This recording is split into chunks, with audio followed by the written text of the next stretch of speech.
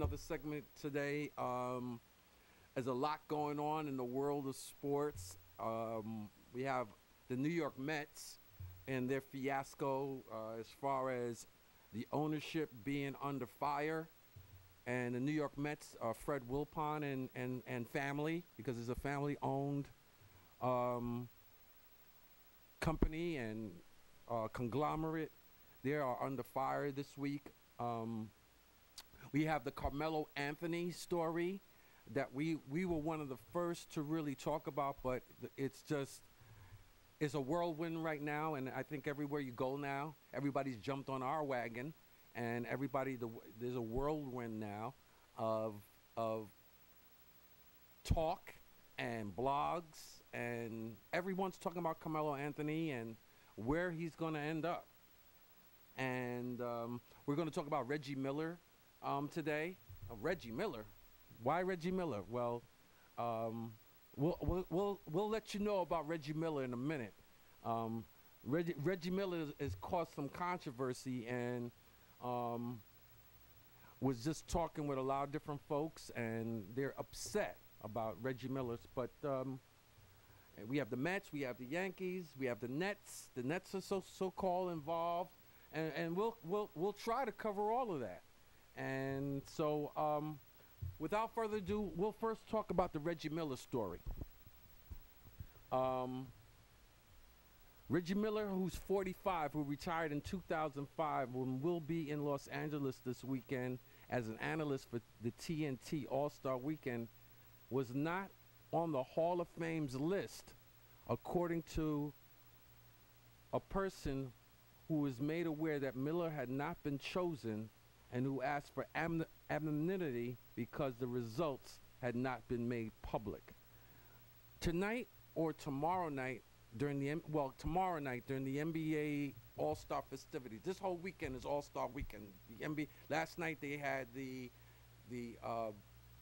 celebrity game with Justin Bieber, and he's pretty good, to be honest with you. Justin Bieber, I was surprised he was even in the game, but Justin Bieber hit a couple of threes, and it's no, and he played with some serious players. I mean, there's some celebrity players who can play ball, like Common and Master P's son. I can't remember his name. Michael Rappaport, who's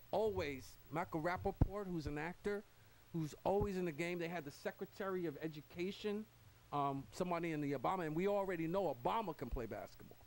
And you know Obama probably wanted to play, but it might have been quite much seeing the president playing ball in a celebrity game. So he sent his secretary, of Education to play basketball yesterday in that celebrity game. So it was a pretty interesting game. And to be honest with you, in watching that game, I watched both games. I watched the celebrity game, and I also watched the rookie-sophomore game. And and as far as celebrity games go, I think that was the best game I've seen.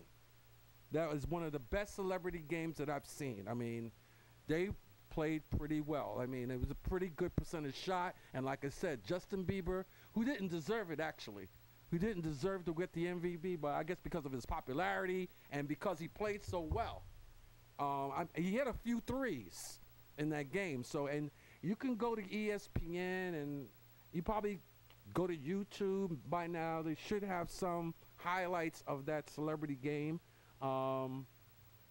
But yeah, that's the beginning. The celebrity game is like the beginning of the festivities of the whole All-Star weekend. And then the freshmen play the sophomores. You have the rookies play the sophomores. And it was another good game.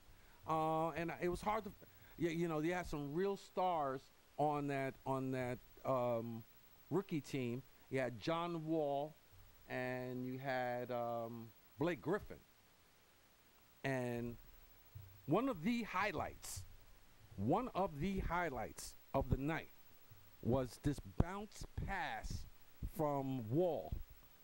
He bounced the ball as hard as he could up in the air, and Blake Griffin caught it while it was way up high in the air and dunked it behind his back. Incredible. incredible game. Incredible watching these rookies play, and I tell you, that's just showing you the future. That is showing you the future of the NBA. DeMarcus Cousins also gets a. John Wall had 22 assists, 12 points, 22 assists, incredible. And DeMarcus Cousins, it should have been a dual rookie. They had an MVP of the game, and John Wall got the MVP of the game, and it should have been a dual thing.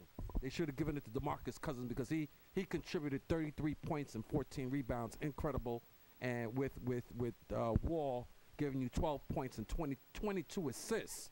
So it was some game. But I'm saying that to say this. Reggie Miller and a bunch of other players are now eligible for the Hall of Fame. Eligible. After 5 years, you're eligible after you retire. Reggie Miller's been retired for 5 years.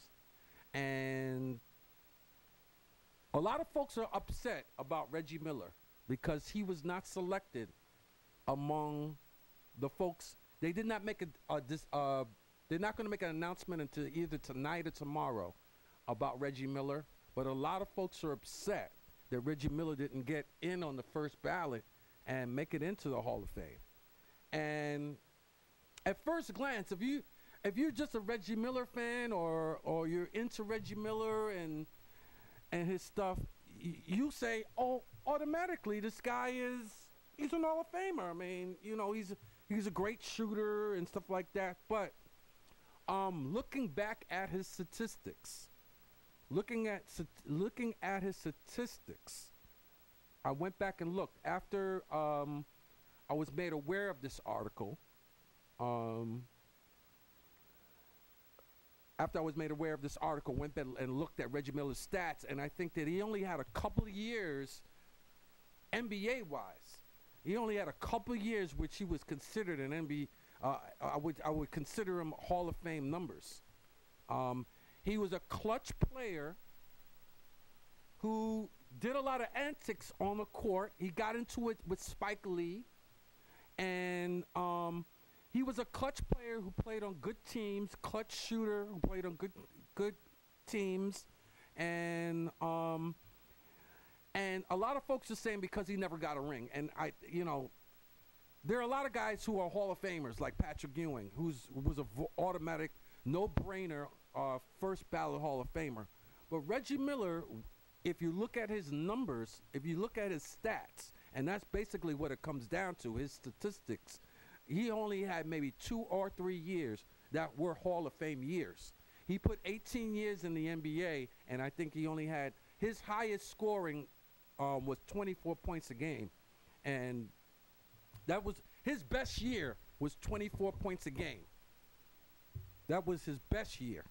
And I think most of the years that he was in the NBA, he averaged like 20 points a game.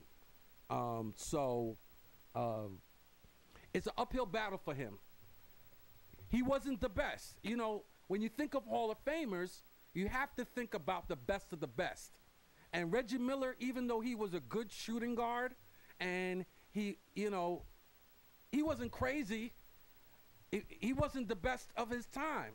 He wasn't. You know, there are a lot of people that played at the same time, and this is not any disrespect to Reggie Miller. I mean, he was a very good player, but when you talk about Hall of Fame, you're talking about the best of the best, and he wasn't the best when he played. He wasn't better than Jordan.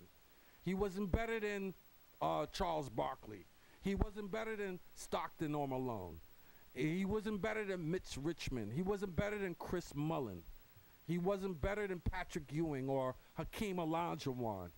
He was just not better than those guys. And he played with those guys. He wasn't better than Isaiah Thomas.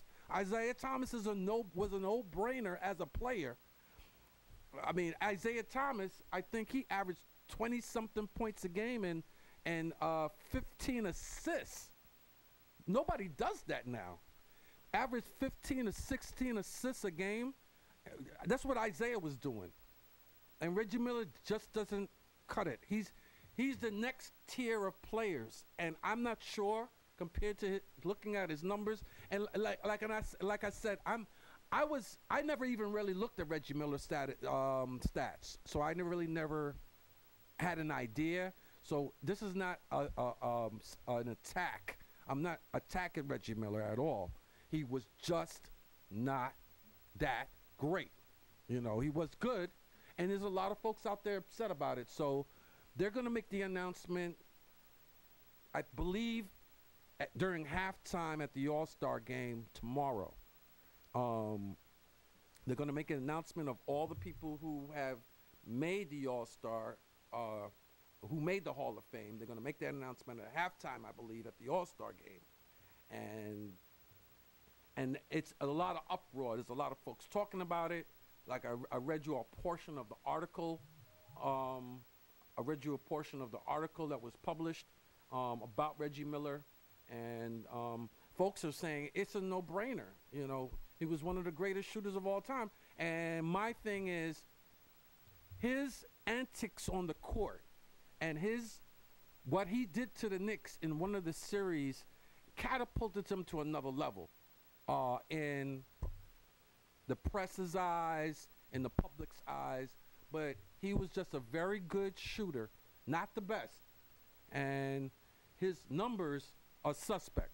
His statistics are suspect, to say the least.